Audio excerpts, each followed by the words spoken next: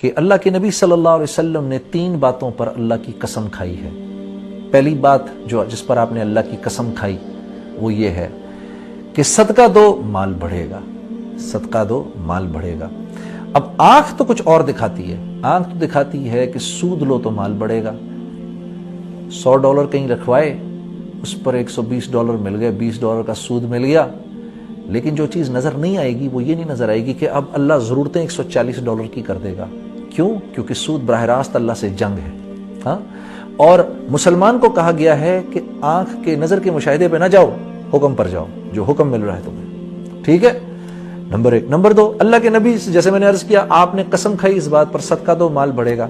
اب $100 میں سے $20 تو دے دیے میں نے، اب آنکھ تو دکھا رہی ہے کہ پیسے کم ہو گئے، جیسے آنکھ دکھاتی ہے کہ زمین اور آسمان ایک جگہ پر مل رہے ہیں ہورائزن پہ، وہ مل نہیں رہے ہوتے، یہ آنکھ نظر کا دھوکہ ہوتا ہے۔ اسی طرح یہاں بھی نظر کا دھوکہ ہے کہ $20 کم ہو گئے، پیسہ کم ہو گیا، لیکن پیسہ کم نہیں ہوا، کیونکہ اللہ کے نبی کی قسم ہے صدقے پہ مال نے بڑھنا ہے۔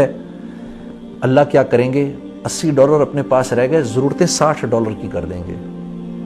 تو ایک تو یہ کہ اللہ کے نبی کا پہلا ارشاد کہ صدقہ دو مال بڑھے گا۔ دوسرا ارشاد آپ کا، تم پر کوئی حال آئے، کسی قسم کی سختی آئے، کوئی تمہیں کچھ برا بھلا کہے، تمہارا کوئی نقصان ہو جائے، اس پر فوراً تمہاری نظر میری طرف جائے، نہ کچھ کڑوی کسیلی بات کرنے والے کو جواب دینا، غصہ بھی پی جانا، یہ ایک گھونٹ اللہ کو بہت پسند ہے غصے کے پی جانے کا، معاف کرنا لوگوں کو۔ ہاں، تم صبر کر جانا تو میں تمہارے اجر کو بھی بڑھا دوں گا، اور اس پر دنیا میں بھی تمہیں وہ عطا کروں گا کہ دیکھنے والے ایسے انگلی زبان میں دانتوں میں ڈالیں کہ یہ دیکھو اس کو صبر کرنے پر کیا مل گیا، ٹھیک ہے؟ صبر پہ اجر کا وعدہ ہے، یہ دوسری چیز۔ تیسری چیز یہ کہ اللہ کے نبی نے فرمایا جو مخلوق سے مانگنے کے دروازے کو کھولے گا یہ دروازہ کبھی بند نہیں ہوگا۔ تو ان 3 چیزوں کا خیال رکھنا ہے، جس میں سب سے پہلے کیا ہے کہ $1 کی جو قیمت ہے وہ اس وقت آپ کو نہیں پتا، جو پیسے آپ دیں گے آپ دے کے بھول بھی جائیں گے، اللہ کو یاد رہے گا، اللہ رب اور سنسیریٹی سے اگر دیں گے، اللہ کو راضی کرنے کے لیے دیں گے، تو قیامت میں اللہ اتنا بڑھا چڑھا کر دے دے گا کہ آپ سوچ بھی نہیں سکتے۔ اور اس سے بڑھ کے یہ کہ 1 پر 10 کا وعدہ ہے، $100 گئے، $1000 آنے ہیں آپ کے پاس، انشاءاللہ واپس ہو کے آئیں گے۔ اللہ اپنا قرض کسی پہ نہیں رکھتا۔